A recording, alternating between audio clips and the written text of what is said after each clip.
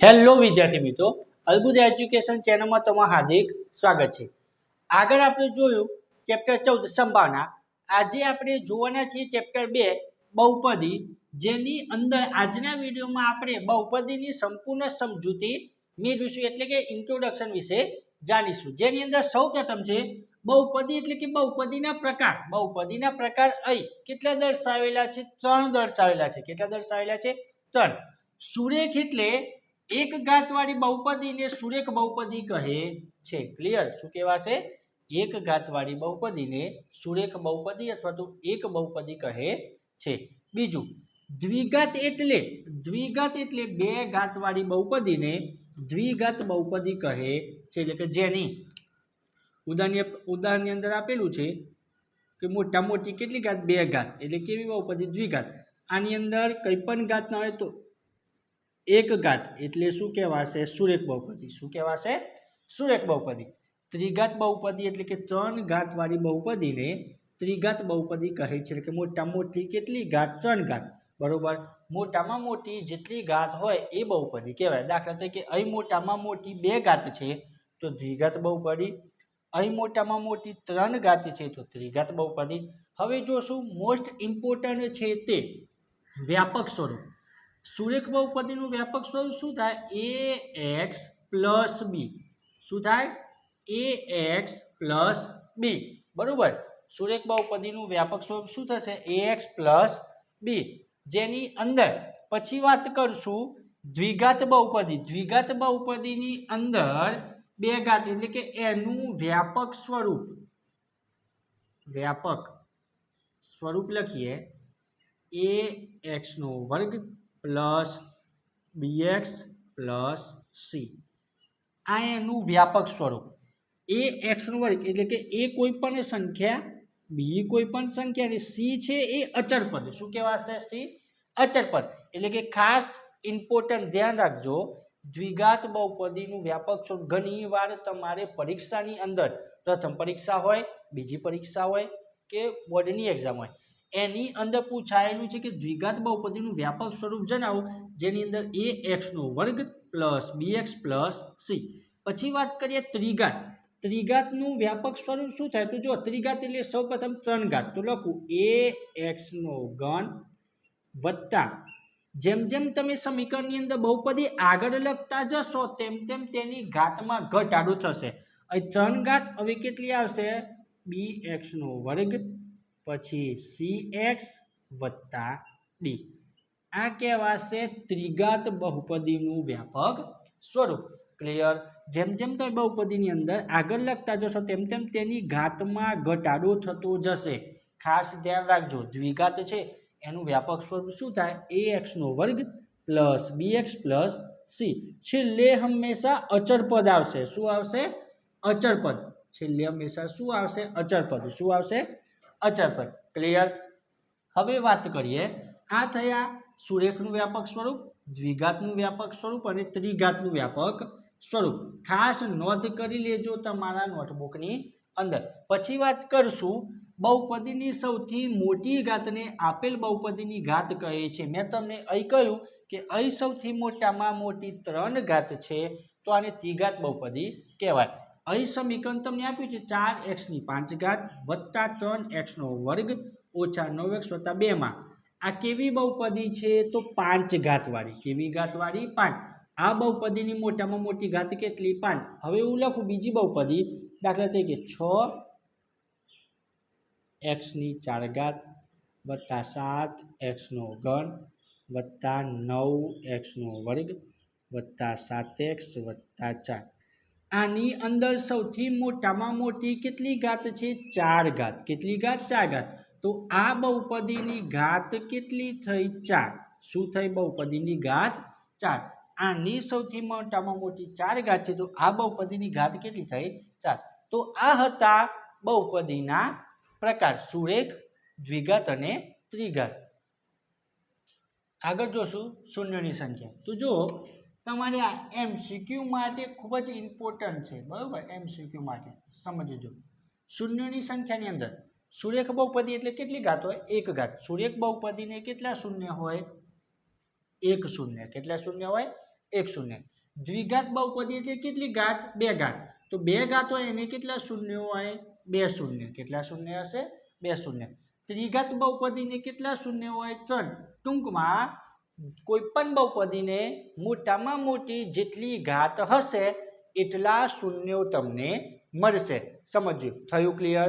મોટામાં મોટી જેટલી ઘાત હશે એટલા શૂન્યો તમને મળશે. હવે જોશું બહુપદીનો આલેખ.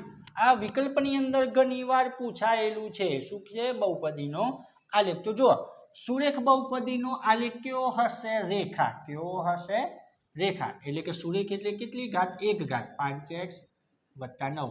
આવું કોઈ પણ બહુપદી હોય, પૂછ્યું હોય કે આ 5x + 9 બહુપદીનો આલેખ કયો છે? તો કેવો આલેખ હોય? રેખા. કેવો આલેખ હોય? રેખા. પછી વાત સમજો કે દ્વિઘાત બહુપદીનો આલેખ કેવો હોય? પરવલયાકાર. કેવો હશે? ટૂંકમાં તમને પૂછ્યું હોય દ્વિઘાત બહુપદીનો આલેખ કેવો? તો પરવલયાકાર. કેવો?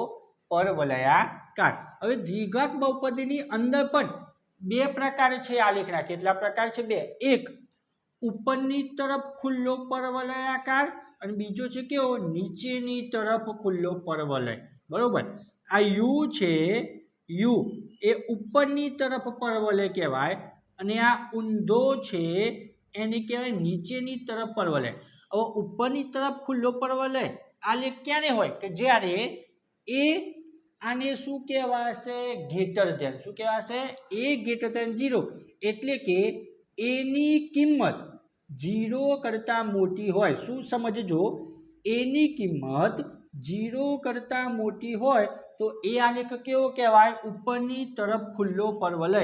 આ જે ઉપરની તરફ આવેલો છે આ બંને આલેખ પરવલય છે. કેવા છે? પર. અને એક આલેખ ઉપરની તરફ છે અને બીજો આલેખ નીચેની તરફ. આ બંને આલેખ છે એ દ્વિઘાત બહુપદીના છે. શેના છે? દ્વિઘાત બહુપદીના. પણ એની અંદર ઓપ્શન હોય. કેવા છે? ઉપરની તરફ કે નીચેની તરફ? તો આ ઉપરની તરફ અને આ નીચેની તરફ. ઉપરની તરફ ક્યારે હોય? કે જ્યારે કોઈ પણ સમીકરણની અંદર એની કિંમત 0 કરતાં મોટી હોય તો એ ઉપરની તરફ ખુલ્લો પરવલયાકાર કહેવાય. જેમ કે મેં એક સમીકરણ લખ્યું છે 4x² + 5x + 7, જેની અંદર a બરાબર 4, b બરાબર 5, c બરાબર 7 અચળ પદ.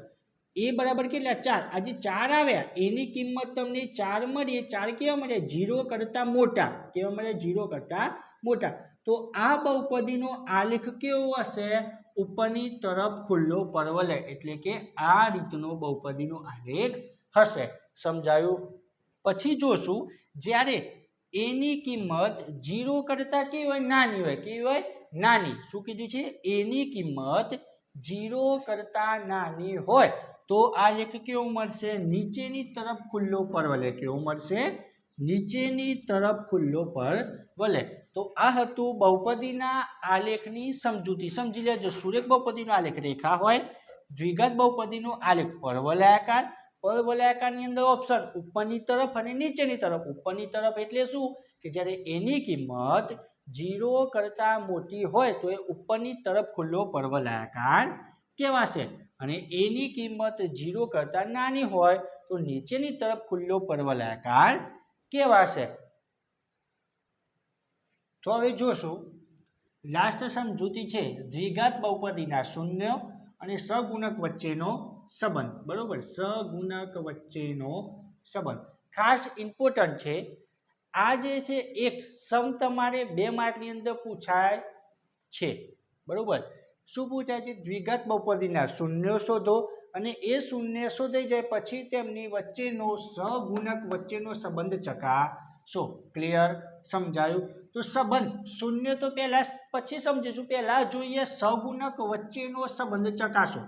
સહગુણક વચ્ચેનો સંબંધ ચકાસો એની અંદર બે વસ્તુ આવશે. એક શૂન્યનો સરવાળો આવશે અને બીજું આવશે શૂન્યનો ગુણાકાર.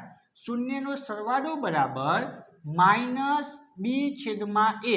b એટલે સમજજો શું કહેવાશે? હું લખું 4x² + 9x - 4. ક્લિયર? આની અંદર a બરાબર કેટલા થયા? 4. b બરાબર કેટલા થયા? 9 અને c બરાબર કેટલા થયા? -4. કેટલા થયા? માઇનસ. કોઈ પણ સંખ્યાની આગળ માઇનસ હોય તો એ માઇનસ લખાશે. c બરાબર કેટલા થયા? -4. તો જો શૂન્યનો સરવાળો એનું સૂત્ર શું છે? સૂત્રની અંદર માઇનસ છે. સમજો બીની જોડે સૂત્રની અંદર માઇનસ છે. માઇનસ બી છેદમાં એ. અહીં સમજૂતી આપી છે તમને. બી એટલે શું કહેવાશે? બી એટલે આ માઇનસ લખ્યું છે સૂત્રનું છે. માઇનસ બી એટલે શું? એક્સનો સહગુણક. બી એટલે શું છે? આ 9 લખે કોનો સહગુણક? એક્સનો સહગુણક છે. આ તમને સમજૂતી આપી છે. શું આપી છે? સમજૂતી. આ એ શું કહેવાશે? તમને સમજાવ્યું છે. જુઓ, એ શું છે? એક્સના વર્ગનો સહગુણક. એક્સના વર્ગનો સહગુણક 4, તો એ બરાબર કેટલા લીધા? 4. ક્લિયર? સમજો. આ તમને આ તમારે યાદ રાખવાનું છે. તમારે ફક્ત આટલું જ યાદ રાખવાનું છે. માઇનસ બી છેદમાં એ. આ શેના માટે આપ્યું છે? બી છે તો બી શું છે? તો બી તમને અહીં સમજાવ્યું છે. આ બી છે એક્સનો સહગુણક છે. શું છે? એક્સનો સહગુણક. એ શું છે? તો એક્સના વર્ગનો સહગુણક એ. ક્લિયર? પછી આવશે શૂન્યનો ગુણાકાર. શૂન્યનો ગુણાકાર એટલે શું? સી છેદમાં એ. સી શું કહેવાશે? અચળ પદ. એટલે કે જે છેલ્લું પદ હોય એ અચળ પદ. શું કહેવાશે? અચળ પદ. જે છેલ્લું પદ હશે એને શું કહેવાશે? સી. એ એટલે શું છે? એક્સના વર્ગનો સહગુણક. એક્સના વર્ગનો સહગુણક એ 4, તો એની કિંમત કેટલી અહીં?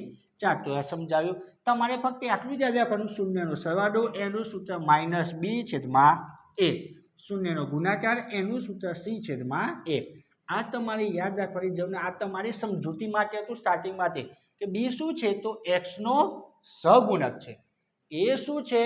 તો એક્સના વર્ગનો સહગુણક છે. સી શું છે? તો અચળ પદ છે. ક્લિયર? હવે આવી આપણે બહુપદીના શૂન્ય શોધો. શૂન્ય એટલે આલ્ફા અને બીટા એ દ્વિઘાત બહુપદીના શૂન્ય હોય. શું છે? આલ્ફા અને બીટા એ દ્વિઘાત બહુપદીના શૂન્ય હોય. જેમ કે સમજો અહીં એક્સનો વર્ગ ઓછા 9 આપી છે. આના મારે શૂન્ય શોધવા છે. તો કેવી રીતે શોધીશ? તો જુઓ, આની અંદર એક્સ વર્ગ ઓછા 9 એ કોનો વર્ગ? 3 નો વર્ગ. ક્લિયર? તો જુઓ, એક્સનો આખા કૌંસનો વર્ગ ઓછા 3 નો આખા કૌંસ. તો આ શું થયું સૂત્ર? એ સ્ક્વેર માઇનસ બી સ્ક્વેર. શું થયું? એ સ્ક્વેર માઇનસ બી સ્ક્વેર. એટલે એને કેવી રીતે લખાય? એ પ્લસ બી એટલે એક વાર પ્લસ એક્સ પ્લસ 3, બીજી વાર માઇનસ એક્સ માઇનસ 3. તો આ જે હતી દ્વિઘાત બહુપદી એના બે શૂન્ય મળ્યા. કયા કયા? એક્સ વત્તા 3, બીજું કયું? X minus 3. હું કૌંસ કાઢું તો એક્સ વત્તા 3 બરાબર અહીં લખું. કૌંસ કાઢું એક્સ વત્તા 3 બરાબર 0, એક્સ માઇનસ 3 બરાબર 0. અહીં એક્સ ની કરતા બનાવું તો એક્સ બરાબર પ્લસ 3 આ સાઈડ આવી જાય તો માઇનસ 3, આ માઇનસ 3 આ સાઈડ આવી જાય તો એક્સ બરાબર કેટલા? પ્લસ 3. આ મળ્યું પહેલું શૂન્ય એને કહેવાય આલ્ફા. આ બીજું શૂન્ય મળ્યું એને શું કહેવાય? બીટા. ક્લિયર? તો આ છે આલ્ફા અને બીટા. જે તમને બે શૂન્ય મળશે, અવયવો શોધશો અને તમને બે શૂન્ય મળશે. જેની અંદર પહેલું શૂન્ય હશે આલ્ફા કહેવાશે, બીજું શૂન્ય હશે શું કહેવાશે? બીટા. પહેલું શૂન્ય મળ્યું એક્સ ને કરતા બન્યા પ્લસ 3 બરાબર ની હશે તો માઇનસ 3 એક્સ બરાબર માઇનસ 3. આને કહેવાય આલ્ફા. એક્સ બરાબર માઇનસ 3 આ સાઈડ તો એક્સ બરાબર પ્લસ 3 ગયા. આને શું કહેવાય? બીટા. પહેલું શૂન્ય આલ્ફા, બીજું શૂન્ય બીટા. એટલે કહેવાશે આલ્ફા અને બીટા એ દ્વિઘાત બહુપદીના શૂન્યો હોય. તો આ હતી સંપૂર્ણ ચેપ્ટરની સમજૂતી. જો વિડીયો તમને પસંદ આવ્યો હોય તો ચેનલને લાઈક કરો, શેર કરો, સબસ્ક્રાઇબ કરો.